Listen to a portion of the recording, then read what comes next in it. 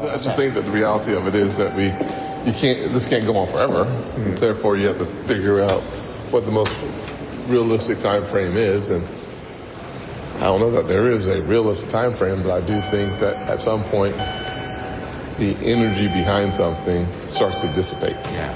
And so I think we need to get this done in June to prevent that from happening. That was Senator Tim Scott of South Carolina, the lead Republican negotiator on police reform, saying that new legislation is unlikely if a deal isn't reached next month. Joining us now, former Assistant U.S. Attorney for the Southern District of New York, Frederick Lawrence. Mr. Lawrence, thank you so much for being here. I want to actually start with the police reform bill here, because the sticking point is still qualified immunity. As Tim Scott says, the way the legislative process works, if you lose the urgency, you often lose momentum and nothing ends up happening. But this is clearly one of the key sticking points.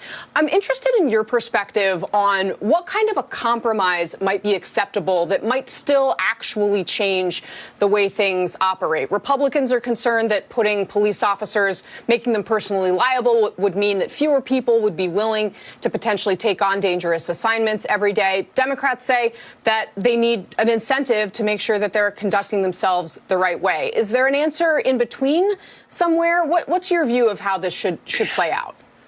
I think there is an answer in between. I think we've been saying for a long time that these are not rules that are bad for police officers. These are rules that would affect the very small minority of police officers who are engaged in bad conduct, very much the way we have criminal rules.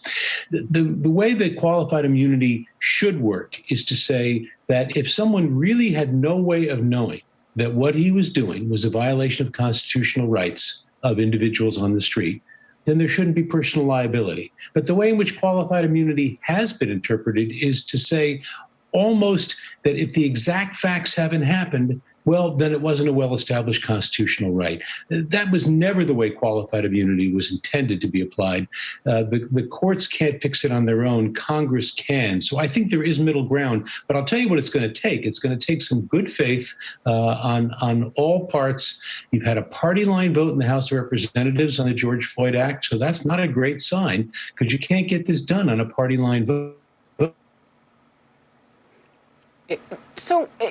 My sense of it, politically speaking, is that if Tim Scott agrees on this, and forgive me, we may have lost your audio, but if you can still hear me, Tim Scott's likely to be able to get a number of Republicans on board, if not, frankly, the vast majority. That's kind of the deal, the way this seems to be working out. It's not going to be the House version of the bill. If what you say is true about qualified immunity and you think they should be able to get a compromise, what are the other sticking points?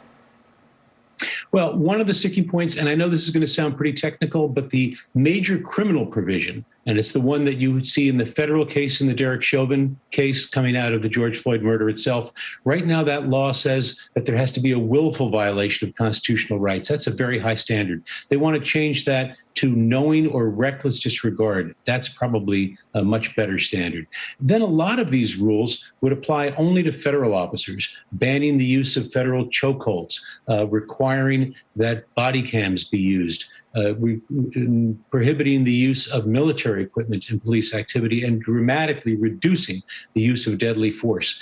I think these should be provisions that good cops should get behind, and many police departments have gotten behind. So I remain hopeful that if the politics can be dialed down just a little bit, and the focus can really be on supporting good cops, but regulating where cops step way over the line, there may still be a way out of this, and there may still be a way to pass legislation this year.